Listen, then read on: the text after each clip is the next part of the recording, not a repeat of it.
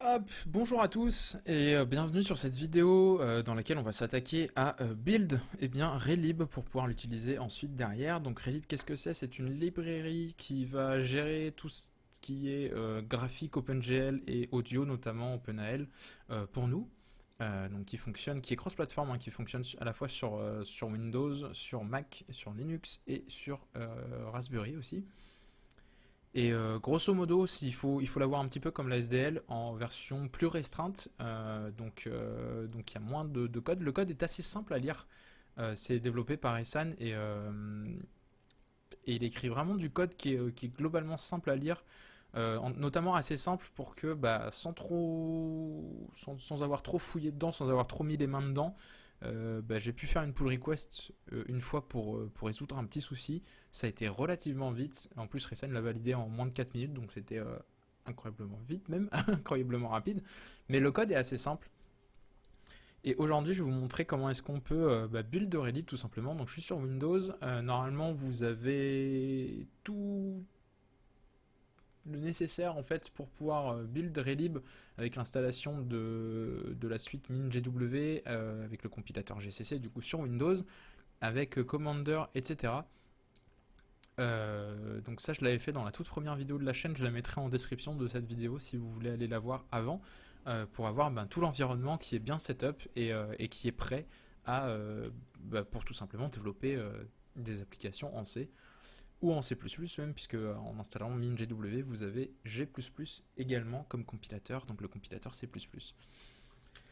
Alors, du coup, nous, ce qu'on va faire, c'est qu'on va clone le repository. Donc, on est sur GitHub. On va utiliser Git, du coup, qui est déjà installé avec Commander si vous avez suivi la vidéo précédente. Sinon, vous pouvez l'installer en standalone, notamment avec Chocolaté, que je vous conseille le package manager. Donc, vous faites un choco install Git, ça devrait fonctionner.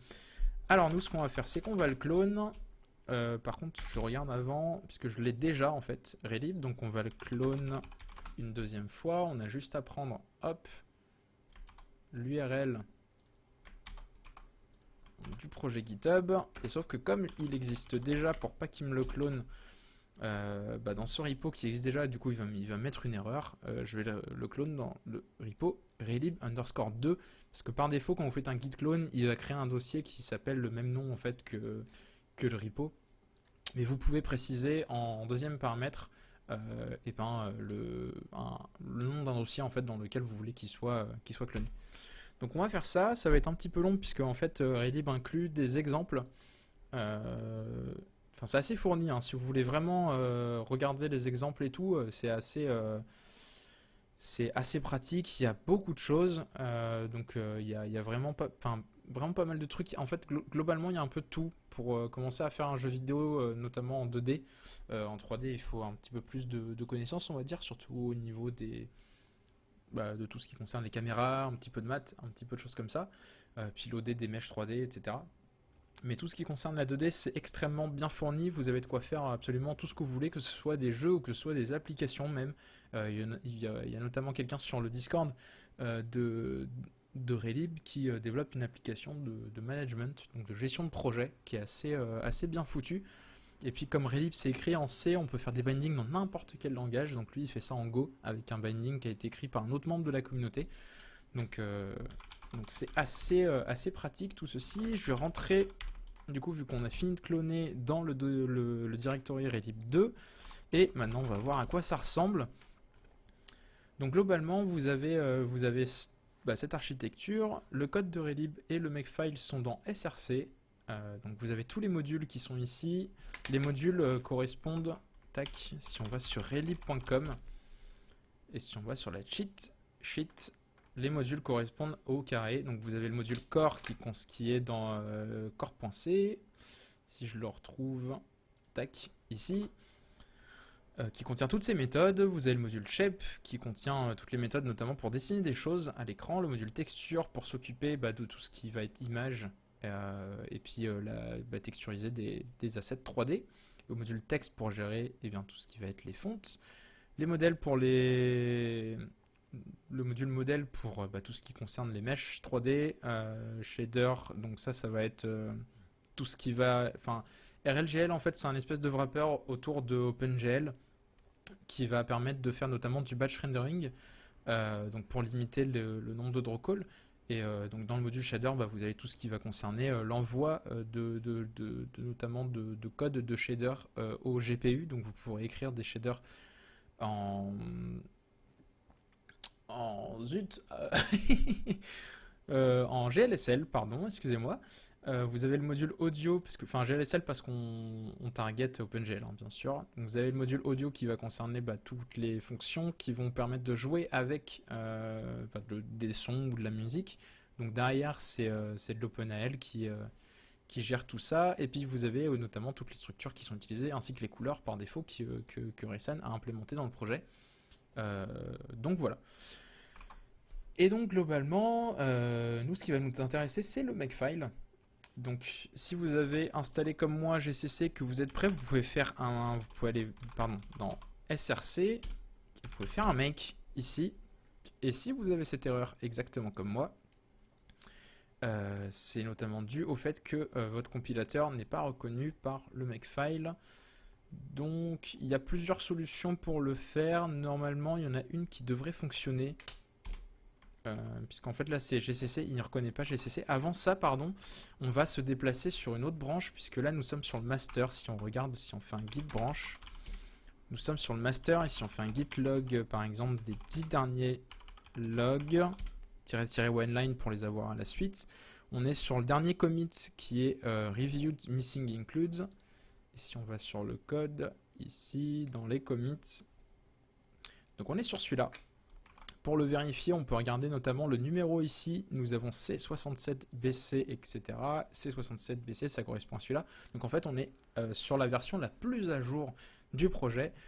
Cela dit, sur des projets comme ça, il peut y avoir des potentiels bugs qui sont, on va dire, implémentés lorsqu'on rajoute des features. Donc même si Raysan est extrêmement vigilant là-dessus et qui maîtrise bien, on va dire, bah, l'ensemble du projet et qui s'attelle notamment à supprimer pas mal de code qui n'est plus utilisé, nous pour être safe on va utiliser la dernière version qui est la version Relib la v2.6.0 donc qui s'arrête à ce commit là. Donc pour faire ça c'est assez simple.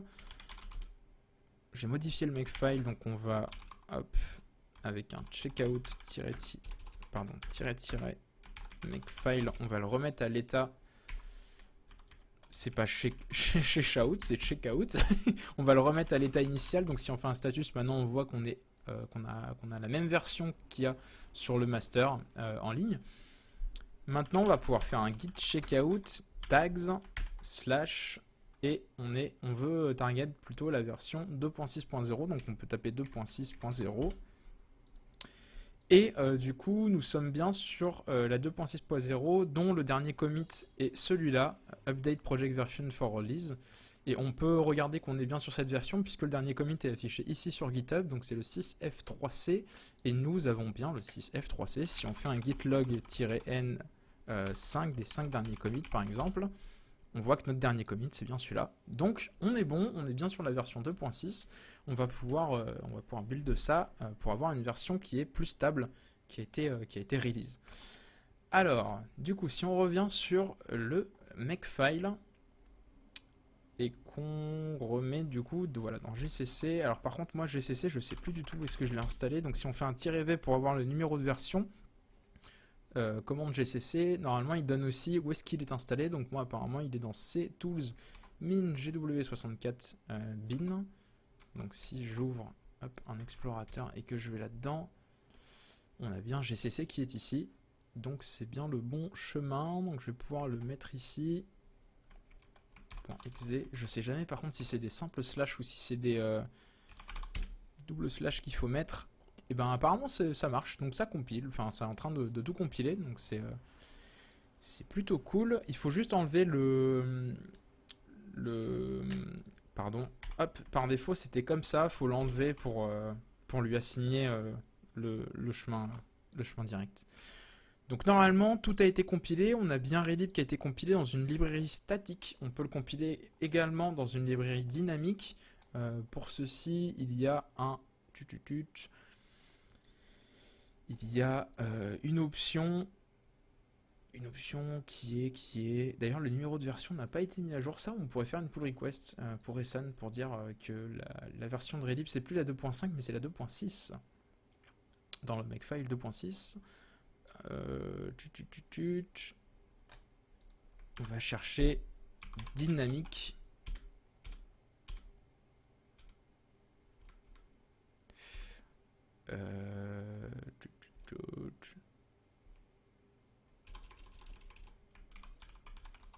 Je suis sûr qu'il y a un truc qui s'appelle statique et il y a un truc qui s'appelle dynamique. Maintenant, il va falloir... Voilà, c'est ça. Relib type statique et on peut mettre shared. Donc, c'était pas dynamique, c'était shared, pardon. Pour le build en version DLL, donc en version dynamique, la librairie. Ce qui permet de notamment la load au runtime. Mais donc, normalement, ici... on a bien un librelib.a qui a été généré quelque part par là. Je ne sais pas trop où est-ce qu'il est. Il est là. Voilà, librelib.a. Donc soit on peut utiliser celui-là. Vous voyez, il fait 1456 kilooctets. Soit on peut utiliser celui-là et du coup linker statiquement vers ce librelib.a. Soit on va pouvoir le build. Du coup, si on fait un make et qu'on fait un -d relib, non d'ailleurs c'est pas -d, pardon, c'est directement ça, relib libtype égale shared. Donc soit on peut le modifier ici directement en tapant shared, soit on peut faire également ça avec la commande make. Ça devrait le build en version DLL, donc on voit bien qu'on a la dynamic library relib.dll qui est ici et l'import library qui est ici, qui a été généré, qu'on peut retrouver du coup la DLL, elle s'appelle relib.dll, donc il devrait être un petit peu en dessous. Relib.dll, voilà, elle est là. Parfait. Donc on a bien la DLL et la librairie statique qui ont été générées. Donc on va pouvoir les utiliser maintenant pour faire des petits projets, chose que je vous montrerai dans la prochaine vidéo. J'espère que c'était assez clair et que voilà, vous allez pouvoir compiler Relib de votre côté sans trop de soucis. Si vous avez des questions, n'hésitez pas à me les adresser. Et puis sinon, je vous souhaite à tous une très bonne journée. Vraiment, si vous avez des questions, n'hésitez pas dans les commentaires. Je peux vous aider sans aucun souci. Notamment quand on est complètement nouveau et qu'on arrive dans tout ce fatras, c'est un petit peu compliqué. Je pourrais faire une vidéo si vous voulez aussi qui vous explique comment est-ce qu'on fait des makefiles. Parce que concrètement, un makefile, c'est extrêmement simple. C'est tout con en fait à comprendre comment ça marche, mais il faut pas jump directement dans des trucs compliqués comme sur Relib en fait, comme là c'est fait, puisque là le makefile est un petit peu gros et puis il y a plein de choses dedans. Donc c'est pour gérer tout ce qui est cross-platform. Vous voyez, si on est sur une plateforme Android, on ne va pas utiliser le même compilateur, le même linker, etc. Donc, mais normalement, un makefile, c'est extrêmement simple à comprendre. Si vous voulez, je peux vous faire une vidéo express sur comment faire un makefile, comment comprendre un makefile et y aller pas à pas, si ça vous intéresse. Et puis sinon, je vous dis, d'ici la prochaine vidéo, prenez soin de vous, portez-vous bien et codez bien. Salut!